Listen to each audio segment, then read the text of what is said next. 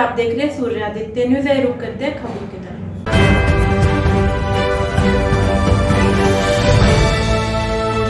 Baghpat Lok Sabha seat पर NDA के संयुक्त प्रत्याशी डॉक्टर राजकुमार सांगवान के समर्थन में सीएम योगी आदित्यनाथ और आरएलडी प्रमुख जयंत चौधरी ने बागपत के ग्रेटवे स्कूल के ग्राउंड में विजय संकल्प रैली को संबोधित किया। वह सीएम योगी आदित्यनाथ ने बागपत लोकसभा की जनता से राजकुमार सांगवान को अधिक से अधिक वोटों से जिताने की अपील की। न केवल कोट में किसानों का सम्मान है, बल्कि हम सब उत्तर प्रदेश वासियों का गौरव भी है। और इसीलिए जहां मैं इसके चौधरी चरण सिंह जी को नमन करता हूं, वही प्रधानमंत्री मोदी जी के प्रति भी आभार व्यक्त करता हूं, जिन्होंने चौधरी साहब के और मूल्यों और आदर्शों को ध्यान में रख करके देश के अन्नदाता किसानों को भारत के राजनीतिक एजेंडे का हिस्सा बनाया और आज प्रभावी ढंग से उन योजनाओं का क्रियान्वयन न केवल देश के अंदर भारत सरकार के द्वारा बल्कि उत्तर प्रदेश के अंदर भी प्रभावी ढंग से लागू करने में सफल हो रहे हैं। बहनों और भाइयों, ये बागपत की भूमि है। अभी राष्ट्रीय लोकतंत्र के हमारे प्रमुख जयंत चौधरी जी कह रहे थे कि चुनाव अभी थोड़ा और उत्साहपूर्ण मोड में आना चाहिए। वैसे यहाँ 26 अप्रैल को है, लेकिन मेरा ये मानना है कि बागपत का मतलब आज से चुनाव की गर्मी प्रारंभ हो जाएगी। ये बागपत है, इसके लिए तो महाभारत हुआ, आप जान रहे हैं ना। भगवान हस्तिनापुर आए हैं और पांडवों का संदेशा लेकर आए हैं। आपने पंक्तियां भी सुनी होंगी जब भगवान ने हस्तिनापुर में कहा था कि देना हो तो आधा दो, लेकिन अगर इसमें भी कोई बाधा हो केवल 5 ग्राम रखो अपनी धरती तमाम। उन 5 गांवों में बागपत भी एक था। आज से 5000 वर्ष पहले और 5 गांव जिनमें बागपत एक गांव है, आज का जनपद है, प्रगतिशील जनपद है, विकास की मुख्य धारा के साथ जुड़ा हुआ जनपद है। ये वही जनपद है 5000 वर्ष पहले जहां से महाभारत की नींव तैयार होती है। उस समय भगवान को अपनी लीला दिखानी थी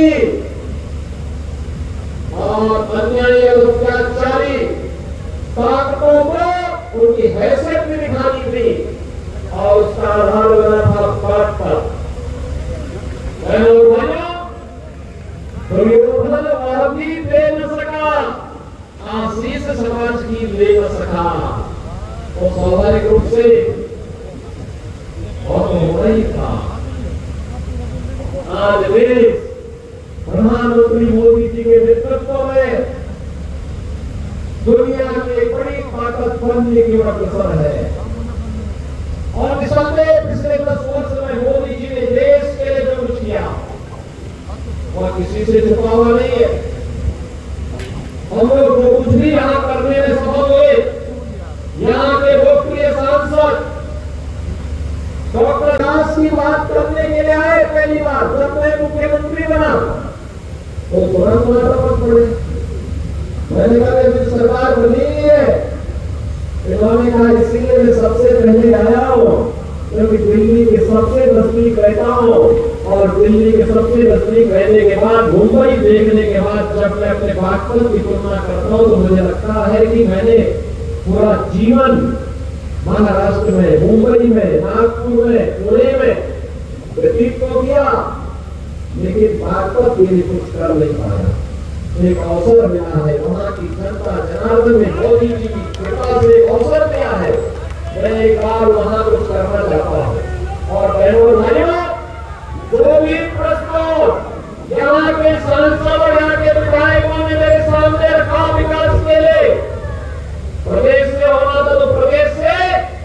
नहीं तो केंद्र के पास भेजने में कोई देर नहीं लगाई, 24 घंटे ज्यादा समय नहीं लगाते थे। और आज उसका परिणाम है, जब मैं बागपत को देखता हूँ, यहाँ के विकास को देखता हूँ, मुझे चौधरी चरण सिंह जी के प्रति श्रद्धा का भाव जागृत होता है कि कितना बड़ा महापुरुष था जिन्होंने बागपत बना करके अपनी कर्मभूमि के रूप में सिंचित किया था। आज हमें भी उस धरती के बारे में कुछ करने का अवसर प्राप्त हुआ। भाइयों, विकास की इस प्रक्रिया को आगे बढ़ाने के लिए, आस्था के संकल्प को आगे बढ़ाने के लिए आज मुझे भी अच्छा लगता है जब बागपत का नौजवान उत्तर प्रदेश सरकार की सरकारी सेवा में स्थान प्राप्त करता है। लेकिन यहाँ का नौजवान सड़कों पे दौड़ता रह जाता था और जब भर्ती की खबर आती थी उसको छठी करके बाहर कर दिया जाता। हमने कहा ये नहीं हो पाएगा। मैं तो देख के हो सकता, जब मैं यहाँ बागपत गया अखाड़े में, एक ही गांव के 27 नौजवान भर्ती हुए, 27 नौजवान पुलिस की, उत्तर प्रदेश पुलिस की भर्ती में। ये चीजें दिखाती है कि जब ईमानदारी से कोई कार्य करो, उसके परिणाम भी उसी प्रभावी ढंग से हम सबको देखने को मिलेंगे। आज बागपत में इंफ्रास्ट्रक्चर का अपना कार्य है, हाईवे का है, एक से एक बढ़कर के हाईवे बने, एक नहीं, दो नहीं, 5 हाईवे से बागपत जनपद जुड़ा है। चौधरी चरण सिंह जी की कर्म भूमि की हमारा चीनी मिल एक नए रूप में हम सबको एक नया दर्शन कराता है विकास का, और अखाड़ा बनाने की योजना प्रभावी ढंग से लागू हो रही है। और वहां भी हम लोगों ने तय किया है, धीरे धीरे करके लगाम कसने की कार्रवाई किस स्तर पर हो रही है। भाइयों, अब 5 साल और 10 साल इंतजार नहीं करना है, उसी वर्ष। और अब तो 120 में से 105 चीनी मिलों को मात्र पहुंचा दिए हैं, जो 10 दिन नहीं, मात्र 1 सप्ताह के अंदर गन्ना मूल्य का भुगतान कर रहे हैं, ताकि 15 चीनी मिलों की बेच कसे जा रहे हैं। यार हाल में इसको 10 दिन के अंदर लेकर के चलिए। भाइयों, बिना विकास के हम वर्तमान को, भावी पीढ़ी को उज्जवल भविष्य नहीं दे सकते। और इसके लिए आवश्यक है कि राष्ट्रीय लोकदल का बल हो और भारतीय जनता पार्टी का समर हो। मोदी जी ने 10 वर्ष में देश की कायाकल्प करनी, एक नए भारत का दर्शन हो रहा है, भारत का दुनिया में सम्मान बढ़ा है। और दुनिया के अंदर कोई भारतीय जाता है, मोदी जी जाते, मोदी जी का सम्मान हो रही है। लेकिन कोई भी भारतीय दुनिया के अंदर जाएगा, बड़े सम्मान के साथ लोग उसके प्रति कहते हैं क्या भारत से आए, और भारतीयों के प्रति लोगों के मन में सम्मान का भाव बढ़ा, सीमाएं सुरक्षित की है, नक्सलवाद समाप्त हुआ है, देश के अंदर आतंकवाद और नक्सलवाद समाप्त हुआ है, अराजकता समाप्त हुई है, गुंडागिरी समाप्त हुई है, बहन और बेटी सुरक्षित हुई है, व्यापारी सुरक्षित हुआ है, और व्यापार तेजी के साथ आगे बढ़ा है, निवेश का एक नया माहौल बना है। और निवेश के इस माहौल को तेजी के साथ आगे बढ़ाने के लिए आज हम सब आपके पास आए हैं कि भारतीय जनता पार्टी और लोकतंत्र ने मिलकर के एक योग्य प्रत्याशी आपके बीच में दिया है, डॉक्टर राजकुमार सांगवान के रूप में। भाइयों में धन्यवाद दूंगा जयंत चौधरी जी, उन्होंने एक सामान्य कार्य किया। एक सामान्य कार्यकर्ता को, एक सामान्य व्यक्ति को, क्योंकि जब निवेदकों के पास एनओसी की बात आई थी और उनके पास एनओसी के लिए तो कुछ भी नहीं था, क्योंकि उनके पास पहले से कुछ था ही नहीं। हमारे पास आप मैं तो ऊपर से नीचे एनओसी ही हूँ, सर्टिफिकेट वो ऊपर से नीचे तक है। और उन्होंने पूरा जीवन और दुनियाओं के लिए जिया था, जिन दुनियाओं के लिए चौधरी चरण सिंह जी ने अपना जीवन जिया था। और बहनों और भाइयों, आज उसी के लिए मैं आपसे आह्वान करने के लिए आया हूँ। पूरे देश के अंदर आवाज बनी हुई है।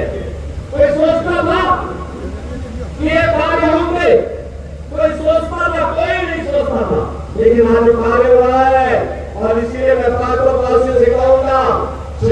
गर्मी पैदा कर दीजिए एक बार फिर से पश्चिमी उत्तर प्रदेश से, और तय कर दीजिए फिर एक बार मोदी सरकार, फिर एक बार मोदी सरकार। और हनुमान जी को भाजपा से भारी बहुमत से जीतने की आवश्यकता है। सहमत है? सभी लोग सहमत हैं? सभी लोग सहमत हैं? चुनाव जिता करके भेजेंगे, घर घर जाएंगे। चुनाव के दौरान ये उम्मीद करना कि प्रत्याशी घर घर जाए, कठिन होगा, गाँव जाए, ये भी कठिन होगा, क्योंकि 5 बड़ी बड़ी विधानसभाएं हैं और यह विधायक 3 जनपदों में फैला हुआ है। मेरठ भी है, हापुड़ भी है और बागपत भी है। तो 3 जनपदों में फैला हुआ लोकसभा है, तो इसलिए प्रत्याशी घर घर नहीं जा पाएगा।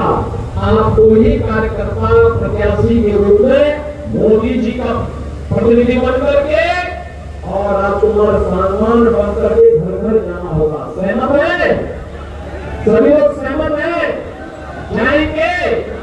आज भारतीय जनता पार्टी और लोकदल के कार्यकर्ता परस्पर समन्वय बना करके एक बूथ पर मोदी जी को जिताने के संकल्प के साथ आगे बढ़ेंगे। सभी लोग सहमत हैं? तो आपसे ये अपील करूंगा कि बहनों और भाइयों, विकास की जो गंगा बह रही है, यमुना मैया के साथ साथ गंगा मैया भी विकास की रुख है आपके यहाँ, और थमने नहीं पाएगी। और विकास की इस प्रक्रिया को आगे बढ़ाने के लिए, और जिस प्रक्रिया को मोदी जी ने केंद्र की सरकार ने, राज्य की सरकार ने आगे बढ़ाया है, जिसे स्थानीय स्तर पर सांसद जी ने, विधायकों ने आगे बढ़ाया है, उसी क्रम को आगे बढ़ाने के लिए आज मैं डॉक्टर राजकुमार सांगवान के समर्थन में आपसे अपील करने के लिए आया हूँ। और आप सबसे मेरी अपील होगी, डॉक्टर राजकुमार सांगवान जी को नल पे भारी बहुमत से विजयी बनाने के लिए हम सब प्राणपण से जुटे। 26 अप्रैल को जब चुनाव होंगे तो सबसे पहला काम, पहले मतदान, फिर पहले वंदे वंदे वंदे।